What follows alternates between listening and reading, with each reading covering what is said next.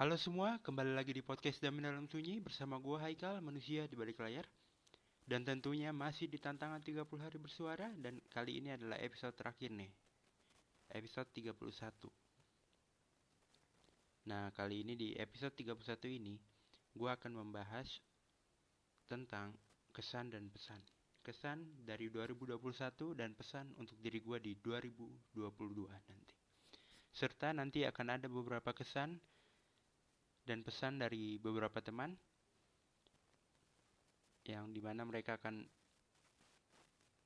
menyampaikan pesannya di sini dan akan gue lampirkan nanti pesan mereka. Kalian bisa dengar setelah pesan dari gue dan kesan dari gue. Oke, mari kita mulai. 2021, tahun yang menurut gue cukup berat, cukup berbeda dengan tahun-tahun sebelumnya. Tahun dimana gue mulai belajar lagi untuk jadi lebih baik lagi, untuk lebih siap lagi, untuk lebih kuat lagi. Di tahun ini pertama kalinya gue memasuki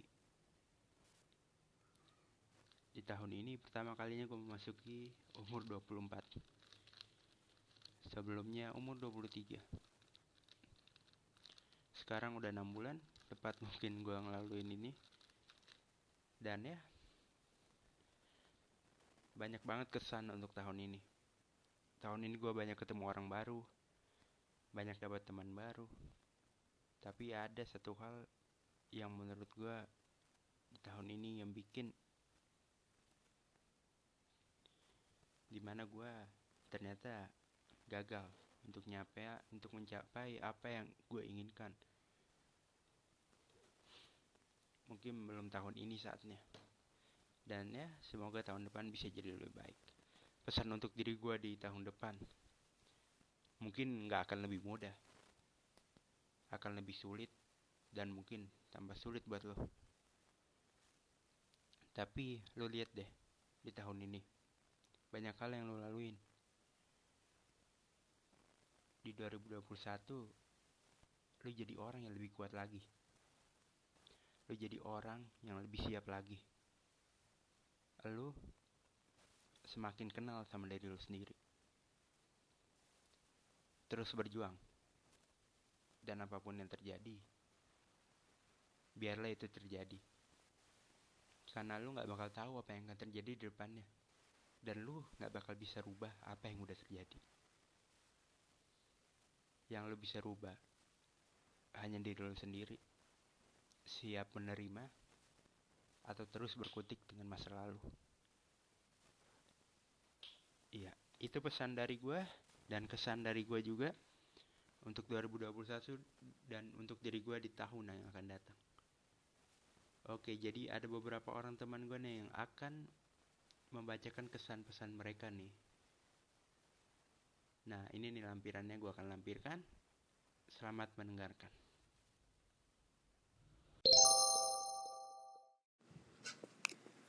Hi, this is Sani Adams dari Maryland, Washington DC, United States.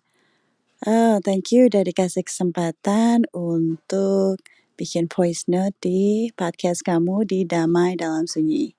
Pesan untuk tahun 2022, meskipun masih dalam keadaan COVID, tapi yang pasti pesan untuk diri sendiri, mungkin lebih bersyukur dan juga berhati-hati, fokus dengan keluarga dan dengan sesama, dan juga sukses.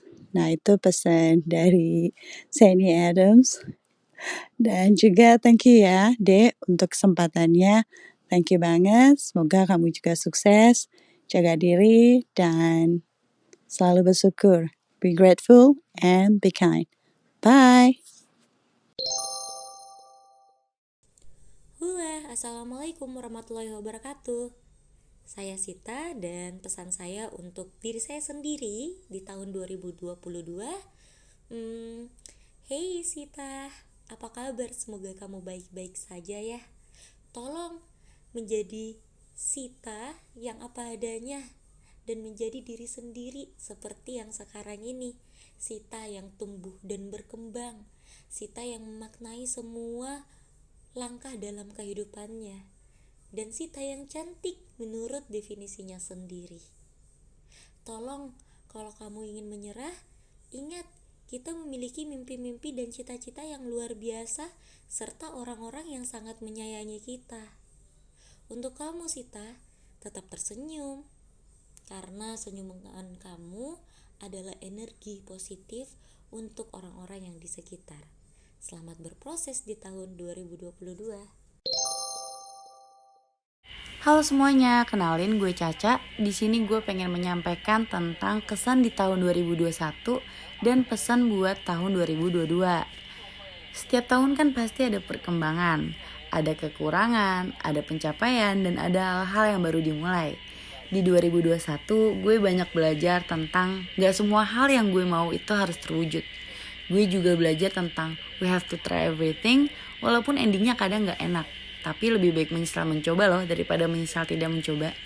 Dan pesan buat tahun 2022, semakin dekat ke 2022 tuh bikin gue semakin mikir buat ayo kamu pasti bisa buat jadi rich auntie. Gak deng, buat makin mendalami sebuah pendewasaan maksudnya. Dan please banget nih buat kamu pikiran negatif, maaf di tahun 2022 kamu harus lenyap. So, see you guys in 2022. Halo semuanya, kenalin nama gue Hanif. Kesan yang gue dapat dari 2021 yaitu tahun ini kayak roller coaster bagi gue. Ada dimana kita di titik teratas dan ada kalanya juga nih kita di titik terendah. Dan juga banyak banget hal yang ngejadiin gue belajar di balik hal itu. Pesan yang gue pengen sampaikan, semoga tahun 2022 menjadi tahun yang lebih baik bagi kita. Dan semoga tahun ini menjadi tahun pertama kehidupan kita normal kembali setelah masa pandemi. Halo, kenalin aku Vira. Kesan di 2021 tahun ini terlalu cepat untuk berakhir.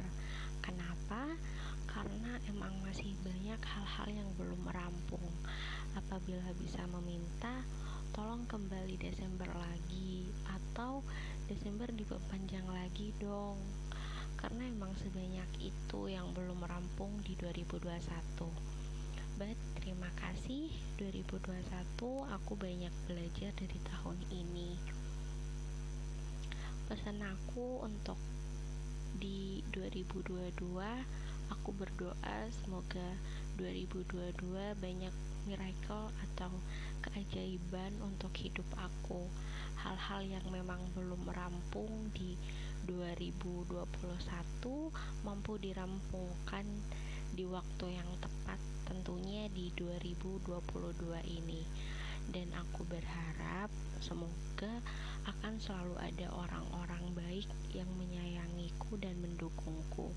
So please 2022 bekerja samalah dengan baik denganku, Vira. Terima kasih.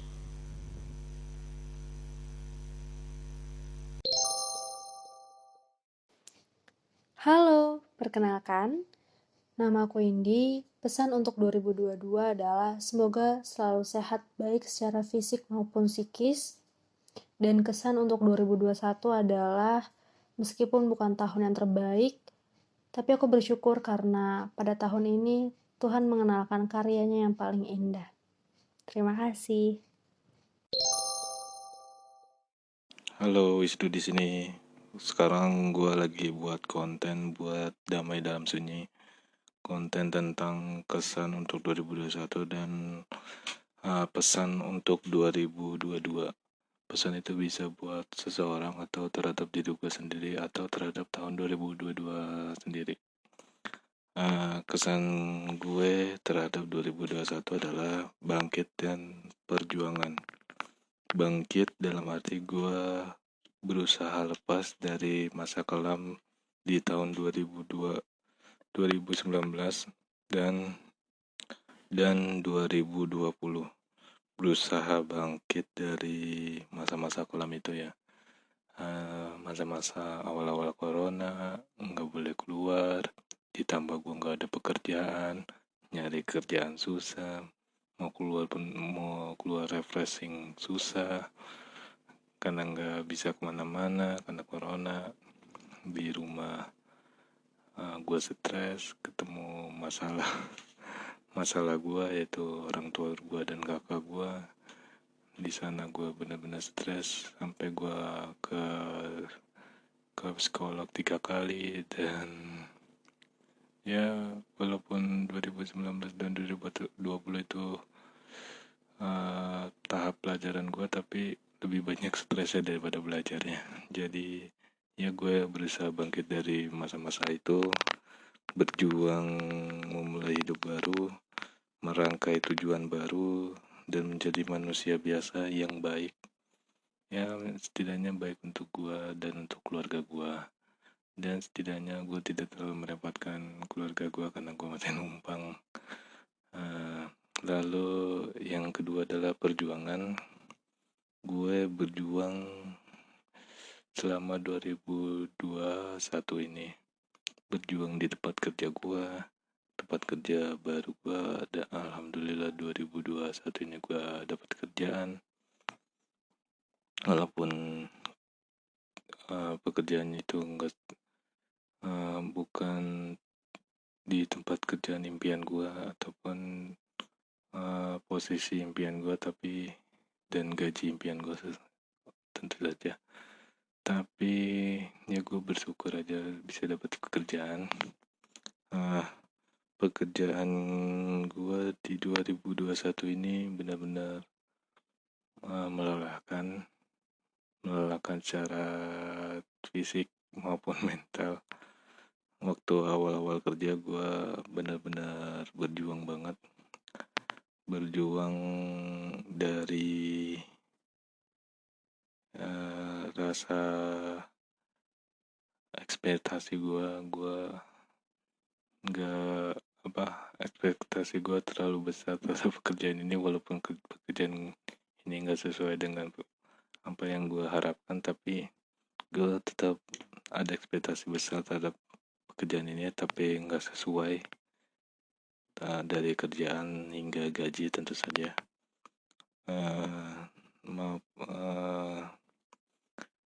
Apalagi ya, gue berjuang terhadap konflik-konflik di tempat kerja gue, konflik dengan teman, konflik dengan pekerjaan, konflik dengan bos, masalah dengan pelanggan, suasana kerja yang gak kondusif, yang gak bagus,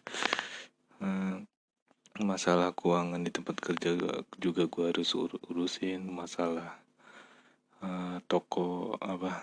operasional toko gue di tempat kerja gue juga gue harus urusin,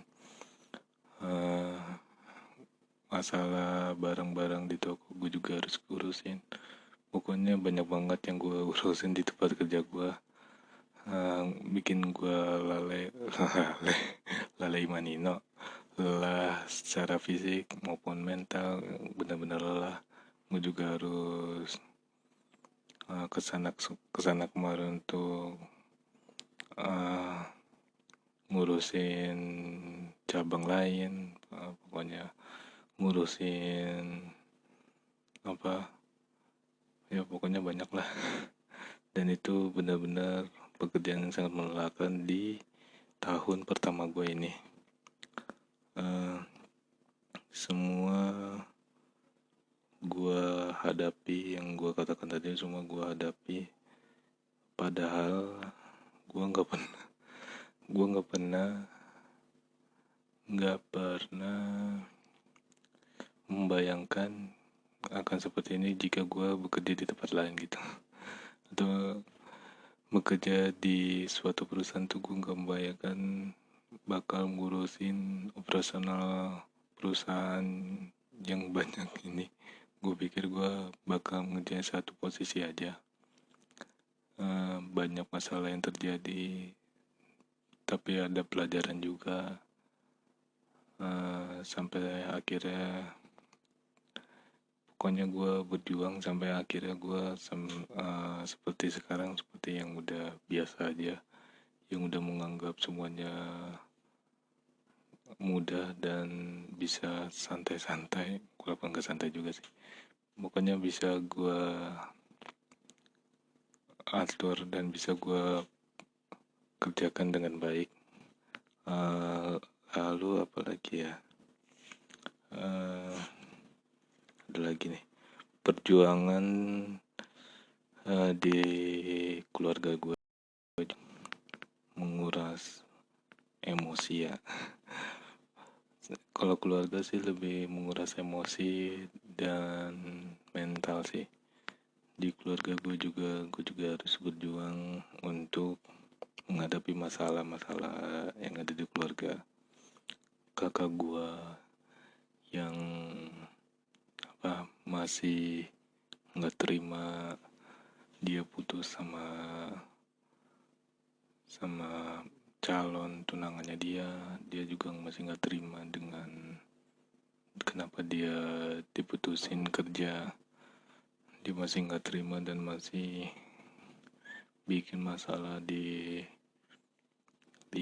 keluarga. Mama gue juga begitu, nggak berubah dari dulu sampai sekarang, masih buat masalah, sehingga bapak gue kepala rumah tangga di rumah gue merasa terusik, merasa nggak dihargai. Jadinya masalah gesekan dan hampir membuat keluarga gue berantakan dan hampir pisah. Dan untungnya semua bisa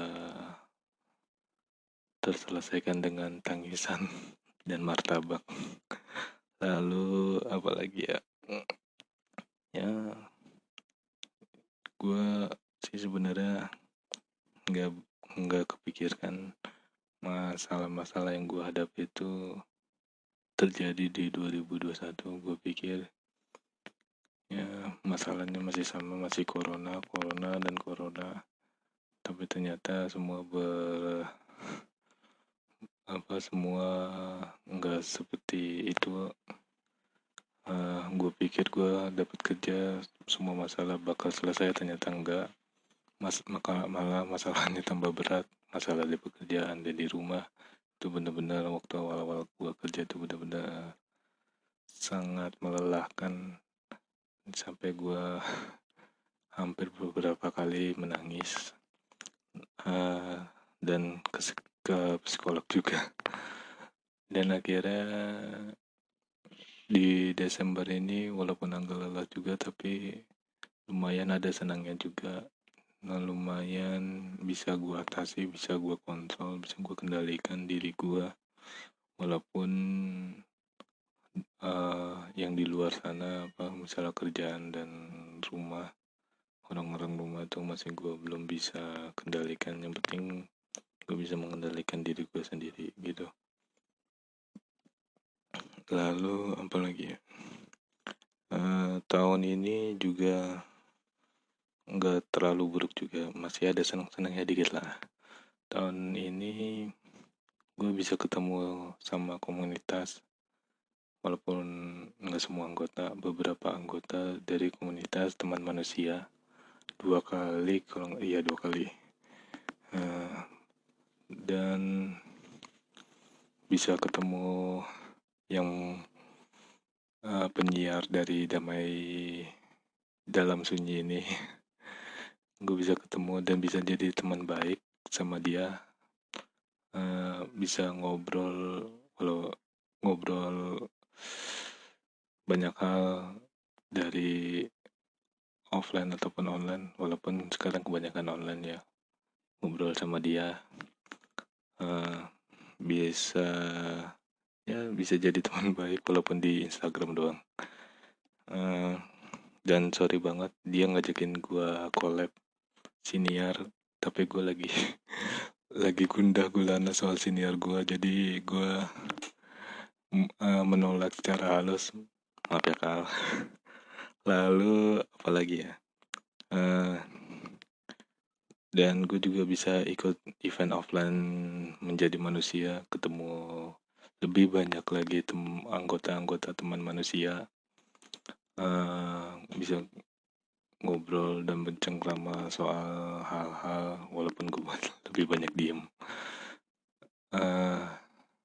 Ya karena gue kalau di tongkrongan bukan tipe yang aktif sih, tapi gue senang sih ngelihat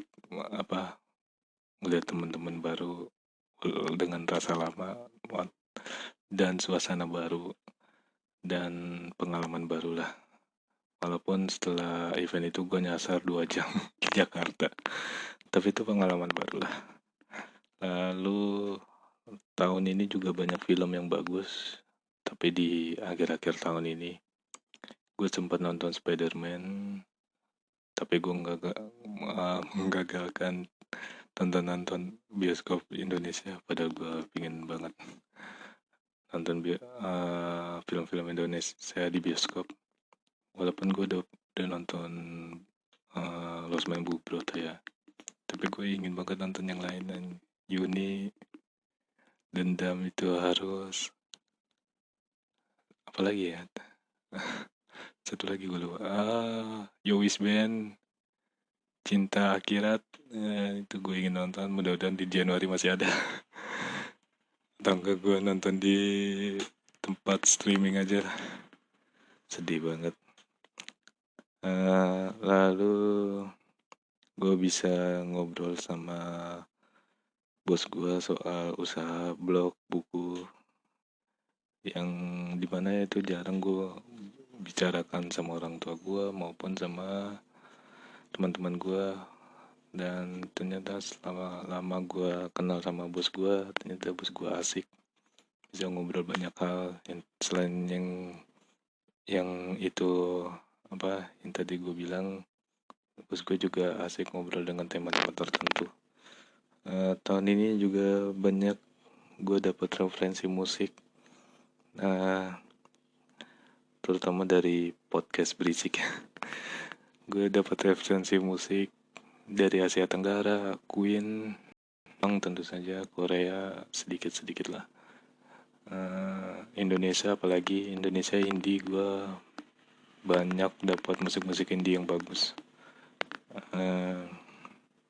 Ya tahun 2021 nggak buruk-buruk amat lah, masih ada senang-senangnya dikit, masih ada bagus-bagusnya dikit. Presentasinya mungkin 60, 40 masih ada senang-senangnya, 60 masih agak buruknya, tapi di akhir tahun ini lumayan ada senang-senangnya dikit. Lalu yang kedua adalah pesan untuk 2022. Pertama untuk pesan untuk tahunnya dulu ya. Semoga corona udah gak ada di tahun 2022. Semoga dunia membaik. Tapi pokoknya membaik, orang-orang jahat gak ada. Semoga Indonesia membaik. Indonesia tahun 2019, 2020, 2021 selain ada corona, pemerintahan dan segala macamnya sangat buruk. Banyak kasus-kasus pelecehan seksual, semoga bisa teratasi. Semoga selebgram atau artis-artis lain gak bikin ulah. Semoga pemerintahan Indonesia jadi lebih baik di tahun 2022. Pro rakyat kecil lah. Jangan kayak sekarang yang semuanya serba mahal. Gas aja mahal, telur mahal. Aduh. Lalu apa lagi ya? Dan untuk gua, semoga gua bisa menjalankan rencana yang udah gua susun rapi dengan baik. Meskipun ada masalah, semoga gua bisa mengatasinya. Ngasih masalah dengan baik, dengan tenang. Lalu gue harap semoga gue bisa memperbaiki tubuh gue yang rusak.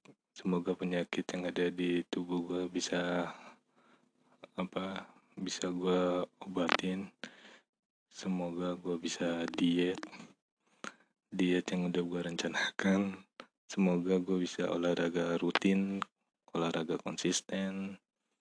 Semoga tambahan lagi nih, banyak nih semoganya nih, so keinginan gue banyak nih.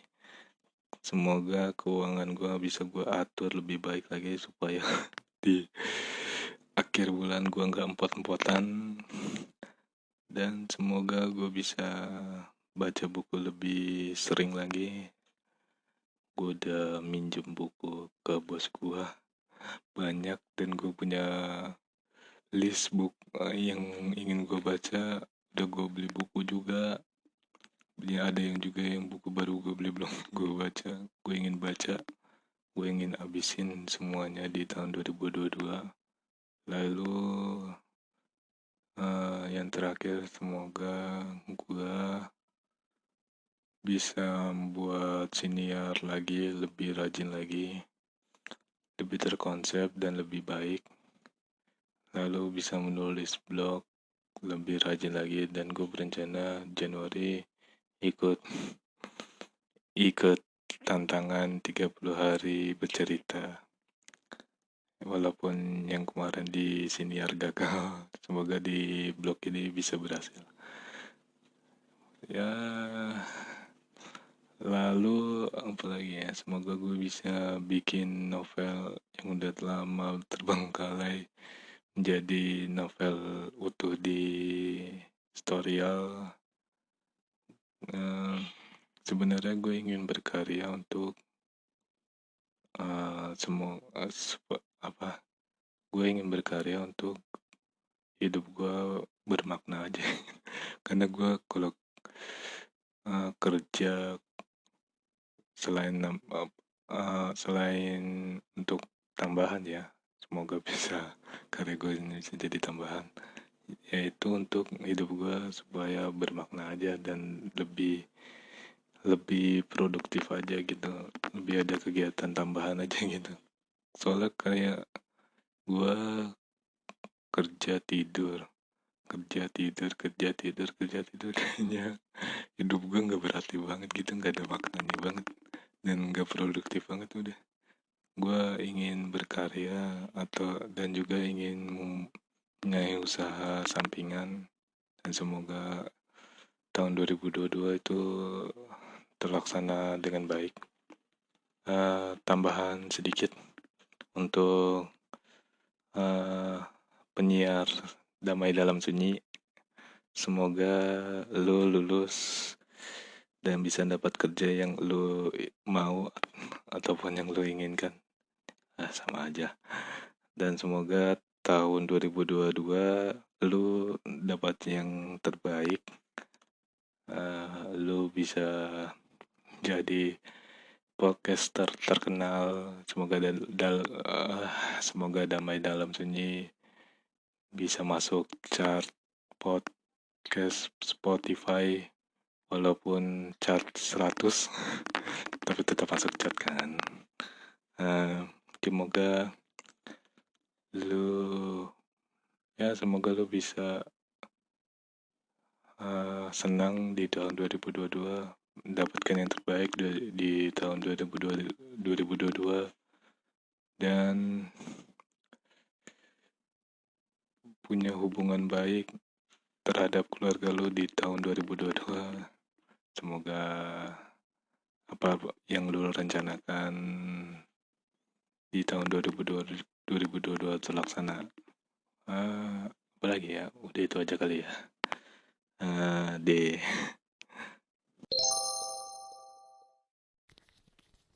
Oke, gue rasa itu dulu untuk episode terakhir dari 30 hari bersuara, tantangan dari thepodcaster.id. Nah, gue juga mau berterima kasih nih untuk teman-teman yang sudah mendengarkan podcast Damai Dalam Sunyi di tahun ini, yang bertotal ada 40 episode. Dan ya, sampai jumpa di episode selanjutnya yang akan tayang tahun depan. Akan lebih banyak keseruan dan tentunya akan lebih banyak episode baru dari cerita di balik layar. Dan di tahun depan, Damai Dalam Sunyi akan memasuki season 2. Sekian dan terima kasih. Gua manusia di balik layar, pamit undur diri. Sampai jumpa.